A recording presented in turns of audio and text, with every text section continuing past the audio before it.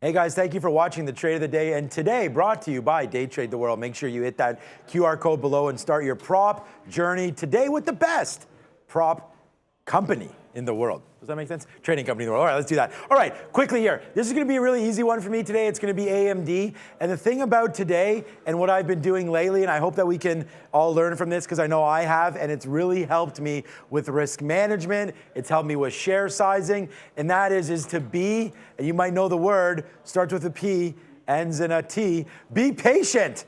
For trading, and today that came through today pretty easily. I just want to indicate this area right here, that's 72. So when we look at AMD this morning, we actually waited for it to fall down, and you can see right now our first trade doesn't actually happen until about 9:45-ish. I wanted to also show, well, it's too bad here because the Nasdaq's a little bit cut off, but the Nasdaq today on the open was negative. It started to hover to the negative side and went down a little bit below. It was about 0.2, 0.3%.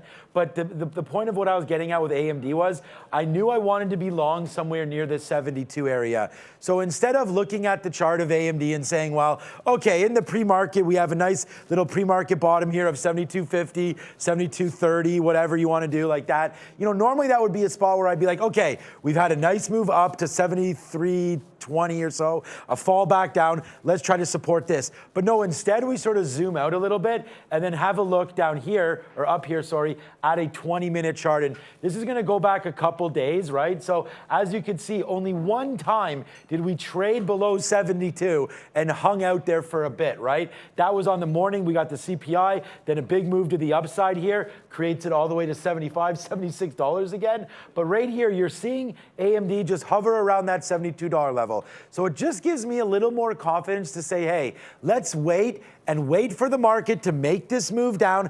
Then we started to see some market barcoding. What I mean by that was there was a little bit of back and forth there near the bottom of the day. So we just like, let's go over to a name that we know has the opportunity to do this. Now, as I look back here, you're gonna see my final out was actually taken when we broke the 50 period. But that's sort of the trading that I wanna do. And it's fine that we were long at 72 and it's now at 75 and our best out is 73.15 or so. But look at the trade. It comes back down. We give ourselves a long there at about 72.20 or so. We're giving ourselves that 72 even. We're giving ourselves about 20 to 30 cents worth of risk.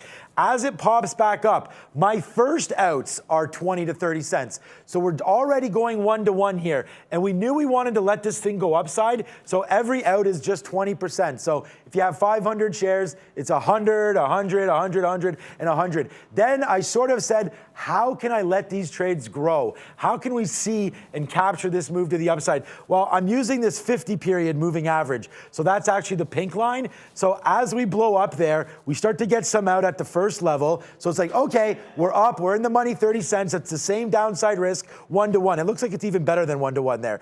Upside move. Then we get the next piece out into the pre-market highs of 73, all right? Then it raises up again. Now we're literally at the top there and we're getting out at 73.20, 73.30. We're $1 in the money. Then as you can see, we let it continue to rise up. It actually goes about $1.50, $1.70 in the money. But we can't have these big winners if we keep getting out at every single key level on the upside. So what do? I use a 50 period as my out. It comes back in, it actually cracks that level, and we wind up getting out at about 73.15 or so before, of course, it just continuing to go up. So I see that we were pretty choppy here at the 50 period. I'm debating now maybe switching over. I mean, sure, it would have looked great here, but the 200 period might be better, or maybe we'll put 100. Either way, it's your trade of the day, and it's a one shot. It's in there, out, and if you have 1,000 shares there, you make that $1, that's your day. You know, you don't need to scalp trading. You could do multiple entries, multiple exits, one entry, multiple exits, and trade your way. But this was my trade, and it was a trade of the day.